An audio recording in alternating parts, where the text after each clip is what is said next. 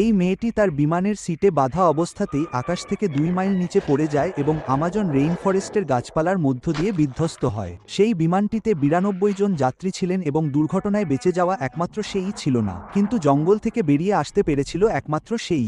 1971 সালের বড়দিনের আগের রাতে সে তার মায়ের সাথে পেরুতে বাবার সাথে দেখা করার জন্য একটি ফ্লাইটে ওঠে। তার বাবা তাদের এই এয়ারলাইনে ভ্রমণ না করার জন্য সতর্ক করেছিলেন, কারণ তারা এর মধ্যেই 2টি বিমান হারিয়েছিল। কিন্তু এটাই ছিল একমাত্র ফ্লাইট যেখানে আসন খালি ছিল এবং তারা বড়দিনের জন্য বাড়ি ফিরতে চেয়েছিল। উড্ডয়নের কিছুক্ষণ পরেই বিমানটি একটি বজ্রঝড়ের মধ্যে পড়ে এবং বজ্রপাতে এর ডানার একটি অংশ ছিঁড়ে যায়। বিমানটি আকাশে ভেঙে টুকরো টুকরো হয়ে যায় এবং সে তার আসনের সারিতে বাঁধা অবস্থাতেই ছিটকে বেরিয়ে আসে। তার মা ঠিক তার পাশেই ছিলেন। পরের দিন যখন সে ভাঙা কলার বোন, হাতে গভীর ক্ষত এবং মাথায় আঘাত নিয়ে জঙ্গলের মেঝেতে জেগে ওঠে, তখন তার মা আর ছিলেন না। তার চারপাশে গাছের মধ্যে ছড়িয়ে ছিটিয়ে থাকা বিমানের টুকরোগুলো ছাড়া আর কিছুই ছিল না। তার বাবা তাকে সবসময় বলতেন, যদি সে কখনো জঙ্গলে হারিয়ে যায় তবে যেন স্রোতের ধারা অনুসরণ করে, কারণ তাতে মানুষের দেখা মেলে। তাই সে একটি ছোট স্রোতধারা খুঁজে পেয়ে হাঁটতে শুরু করল। 11 দিন ধরে সে সেই স্রোতধারা অনুসরণ করে চলল।